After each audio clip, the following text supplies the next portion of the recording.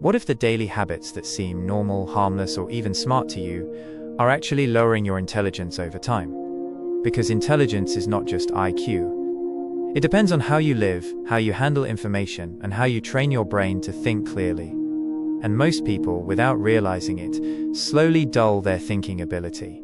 Today we will talk about those everyday habits that quietly lower your intelligence, steal your focus, weaken your memory, and destroy deep thinking. Let's begin. Habit 1. Constantly looking for distraction. You can't sit peacefully for even 5 minutes. Checking your phone, refreshing your feed, opening a new tab, your brain has learned to run away from boredom. But this is a problem. Boredom is the place where intelligence grows. When the mind is free, it connects ideas, solves problems, and thinks creatively. But when you constantly feed your brain with reels, gossip, random videos, and scrolling, your brain develops an addiction to instant dopamine, not long focus. You can look at history. No smart person ever brought a brilliant idea while being distracted. Their mind was quiet. That's why they could think deeply. If you can't handle silence, you are not just losing focus. You are losing your deep thinking ability. So start small. When you are waiting in line or walking, don't touch your phone. Let your mind relax. That is real intelligence rewiring. Habit 2. You talk more and listen less. Maybe you don't even notice it. But when you interrupt others, talk over them just to win, or assume you already know everything, you are clearly telling your brain not to learn anything new. Smart people listen more and talk less because they know every person can teach something. Low intelligence does not mean lack of knowledge. Low intelligence means not taking in new knowledge. The loudest person in the room is often the least self-aware. The silent person is usually observing, processing, and connecting the dots.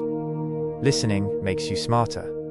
Next time you're in a conversation, don't rush to speak. Pause. Ask questions. The goal is not to look intelligent. The goal is to become intelligent. Habit 3. You avoid hard things. You start a new skill, book, or project, and as soon as it feels difficult, you quit. This is not laziness. It is fear. Fear of looking stupid, fear of not being good enough. But the truth is, intelligence grows through struggle. The brain is like a muscle. If you don't challenge it, it won't become strong.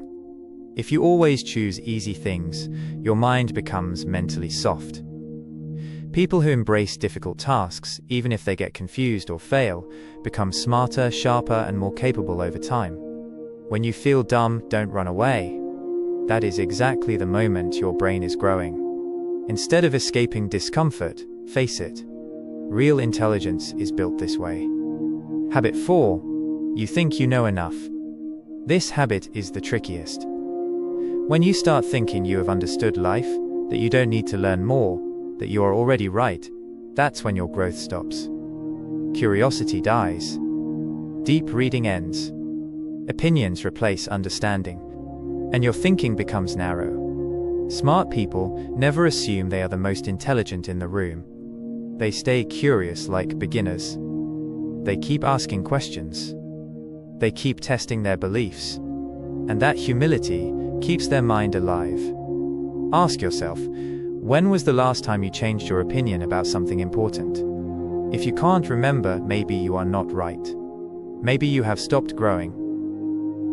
If I put all the points together, it is this. Low intelligence does not come from genes. It comes from habits. Distraction kills focus. Talking more and listening less kills learning. Avoiding hard things kills growth. Pride kills curiosity. If you start breaking even one of these habits, your intelligence will naturally rise, not by forcing it, but by freeing it. If this video made you reflect before scrolling, comment which habit you sometimes do. Like the video if you learned something, and subscribe for more real mindset and self-awareness content. Would you like me to help you draft a script for a follow-up?